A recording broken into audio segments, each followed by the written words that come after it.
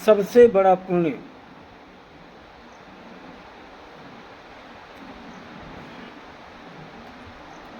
कहानी है सबसे बड़ा पुण्य। एक राजा बहुत बड़ा प्रजापालक था। हमेशा प्रजा के हित में प्रयत्नशील रहता था। वो इतना कर्मठ था कि अपना सुख ऐशो आराम सब छोड़कर सारा समय जन कल्याण में ही लगा देता था। यहाँ तक कि जो मोक्ष का साधन है अर्थात भगवत भजन, उसके लिए भी वो समय नहीं निकाल पाता था। एक सुबह राजा वन की तरफ भ्रमण करने के लिए जा रहा था कि उसे एक देव के दर्शन हुए। राजा ने देव को प्रणाम करते हुए उनका अभिनंदन किया और देव के हाथों में एक लंबी चौड़ी पुस्तक देखकर उनसे पूछा, महाराज आपके हाथ में ये क्या है? देव बोले, राजन ये हमारा बही खाता है जिसमें सभी भजन करने वालों के नाम हैं। राजा ने निराशा युक्त भाव से कहा, कृपया देखिए तो इस किताब में कहीं मेरा नाम भी है या नहीं? देव महाराज किताब का एक एक पृष्ठ पलटने लगे, परंतु राजा का नाम कहीं भी नजर नहीं आया। राजा ने देव को चिंतित देखकर कहा, महाराज आप चिंतित ना हों, आपके ढूंढने में कोई भी कमी नहीं है।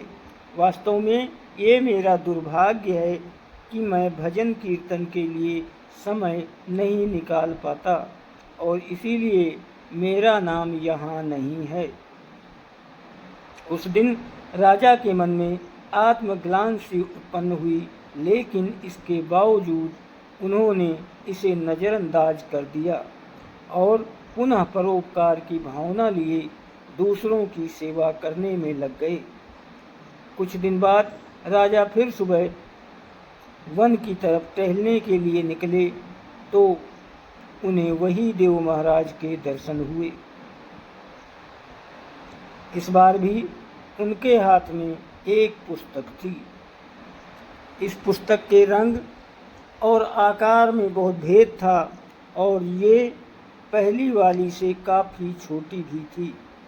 राजा ने फिर उन्हें प्रणाम करते हुए पूछा, महाराज आप कौन सा बही खाता अपने साथ लाए हैं? देव ने कहा, राजन आज के बही खाते में उन लोगों के नाम लिखा है जो ईश्वर को सबसे अधिकता से भजन करते हैं।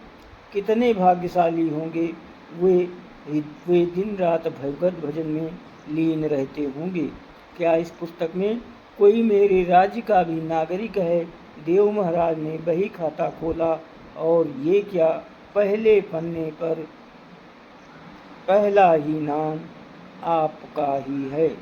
राजा ने आश्चर्यचकित होकर कहा, मेरा नाम इसमें कैसे लिखा हुआ है? मैं तो मंदिर भी नहीं कभी गया, न जाता हूँ। देव ने कहा, राजन मास में आश्चर्य की बात नहीं है। जो लोग निष्काम होकर संसार की सेवा करते हैं, जो लोग संसार के उपकार में अपना जीवन अर्पण करते हैं, जो लोग मुक्ति का लोभ भी त्याग निर्बल संतानों की सेवा सहायता में अपना जीवन लगा देते हैं, उन त्यागी महापुरुषों का भजन स्वयं ईश्वर करता है। हे राजन तू मत पछता कि तू पूजा पाठ नहीं करता। लोगों की सेवा कर, तू असली पूजा यही करता रहे।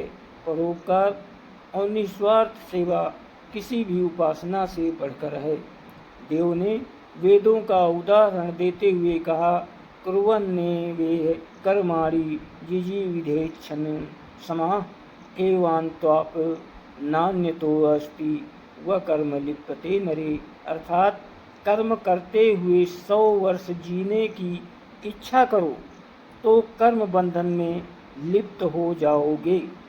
राजन भगवान दीनदयाल हैं, उन्हें खुशामद नहीं भाती बल्कि आचरण भाता है। सच्ची भक्ति तो यही है कि परोपकार करो, दीन दुखियों की सेवा करो, गरीबों की, अनाथों की, विधवा की, किसान और निर्धन सबकी यथाशक्ति सहायता और सेवा करो, और यही परम भक्ति है।